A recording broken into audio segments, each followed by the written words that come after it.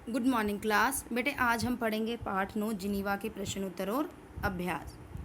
तो हमारा पहला प्रश्न है बेटा, संयुक्त राष्ट्र के मुख्यालय के सामने कौन सा स्मारक है? संयुक्त राष्ट्र के मुख्यालय के सामने एक विशालकाय कुर्सीनुमा स्मारक है जिसका एक पांव टूटा हुआ है। क्या जिनीवा को बैठकों का शहर कहना उचित होगा? इसके पक्ष या विपक्ष में उत्तर दीजिए। जिनीवा को बैठकों का शहर कहना बिल्कुल उचित है क्योंकि यहाँ हर साल लगभग 12,000 बैठकें होती हैं। उसके बाद आगे है, जिनीवा और भारत के महानगरों की तुलना कीजिए और बताइए कि इनमें क्या विभिन्नताएं देखने को मिलती हैं। जिनीवा की जनसंख्या लगभग 2.25 लाख है जबकि भारत के शहरों की जनसंख्या करोड़ों में है। जिनीवा भारत के ज़्यादा महंगा शहर है। जिनीवा भारत के शहरों से ज़्यादा विकसित शहर है। आगे लघु प्रश्न उत्तर है बेटा, जिनीवा के प्रमुख भाग कौन कौन से हैं? जिनीवा के 3 प्रमुख भाग हैं। इस शहर का एक भाग काफ़ी पुराना है जहां कई बाजार और बैंक हैं। दूसरे भाग में संयुक्त राष्ट्र की संस्थाओं का जमावड़ा है तथा तीसरे भाग में जिनीवा की प्रसिद्ध झील है। जिनीवा की भाषा कौन सी, उसकी क्या विशेषता है? जिनीवा की भाषा फ्रेंच है। इस भाषा की विशेषता है कि जैसा इसे लिखते हैं वैसा बोलते नहीं। उसके बाद आगे है बेटा, लेखक ने मौसम विभाग के भवन को खास क्यों कहा है? लेखक ने इस भवन को इसलिए खास कहा है क्योंकि इस भवन को गर्मियों में ठंडा और सर्दियों में गर्म करने की आवश्यकता नहीं है। जिनीवा की जनसंख्या पर प्रकाश डालिए। जिनीवा की जनसंख्या लगभग 2.25 लाख है और इसके आसपास के उपनगरों की संख्या कुल मिलाकर 12 लाख है। आगे दीर्घ प्रश्न उत्तर है बेटा, संयुक्त राष्ट्र की बैठकों का वर्णन कीजिए। बताइए कि जिनीवा में इनके लिए क्या व्यवस्था की गई है। संयुक्त राष्ट्र की लगभग 12,000 बैठकें हर साल जिनीवा में होती हैं। यहाँ औसतन 40 बैठकें प्रतिदिन होती हैं। बैठकों को ध्यान में रखते हुए यहाँ के होटल, हवाई अड्डे तथा बैठक स्थलों तक आने जाने के लिए निःशुल्क ट्राम, बसें और रेलगाड़ियाँ उपलब्ध हैं। नेक्स्ट प्रश्न है बेटा, जिनीवा महंगा शहर है, इस बात का एहसास कब हुआ लेखक को? जिनीवा शहर की महंगाई का एहसास तब हुआ उन्होंने शहर से 60 किलोमीटर दूर जाने का किराया 2,000 रुपये और शहर से टैक्सी से 5 किलोमीटर जाने का किराया 700 रुपये चुकाया तथा उनके रात के खाने का खर्चा प्रति व्यक्ति लगभग 3500 रुपये आया।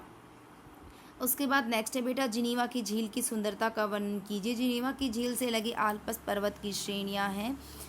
झील का पानी एकदम साफ है, दोनों ओर हरे भरे किनारे हैं, पीछे आल्प्स पर्वत श्रृंखलाएं हैं। इसकी सुंदरता में चांद लगा देती हैं। अब नेक्स्ट है बेटा हमारे एक्सरसाइज के प्रश्न, लेखक जिनीवा क्यों गया था? क्या करने के लिए गए थे लेखक जिनीवा? एक सेकेंड, लेखक जिनीवा क्यों गए थे? संयुक्त राष्ट्र की कार्यालय की ओर से बैठकों में हिस्सा लेने के लिए लेखक जिनीवा गए थे।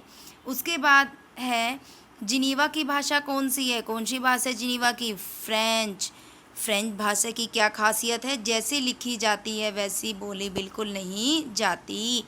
भयंकर बीमारी एड्स के लिए कौन सी संस्था काम कर रही है? UN ads.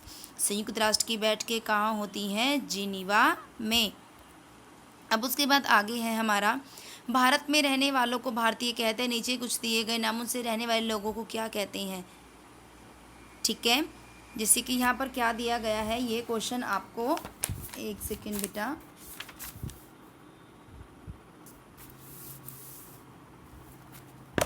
एक सेकेंड मैं बुक ओपन कर लेती हूँ।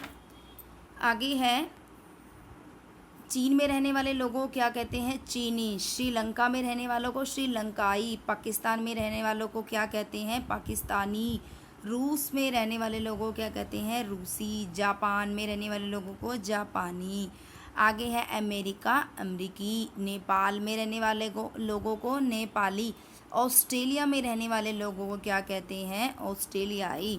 उसके बाद हमारा नेक्स्ट प्रश्न है बेटा, नीचे दिए गए शब्दों का संधि विच्छेद करना है। मुख्यालय का क्या हो जाएगा? मुख्य प्लस आलय। कार्यालय, कार्य प्लस आलय। निराशा, प्लस आशा।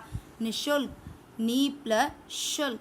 यद्यपि, यद प्लस अपि। प्रत्येक, प्रति प्लस एक। आगे नीचे दिए गए शब्दों का समास विग्रह करना है। जब समास का चैप्टर आएगा तो आपको और भी अच्छे से एक्सप्लेन करेंगे मैम, आपको समझ आ जाएगा। फिर राष्ट्रपिता, राष्ट्र का पिता। जनसंख्या, जन की संख्या। डाकघर, डाक के लिए घर। कार्य प्रणाली, कार्य करने की प्रणाली। करोड़पति, करोड़ों का पति।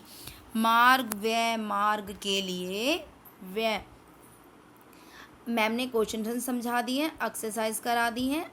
अगर कुछ नहीं समझ आया तो जब मैम लाइव क्लासेस लेंगे उसमें अच्छे से एक्सप्लेन कर देंगी। ठीक है, ओके, बाय क्लास।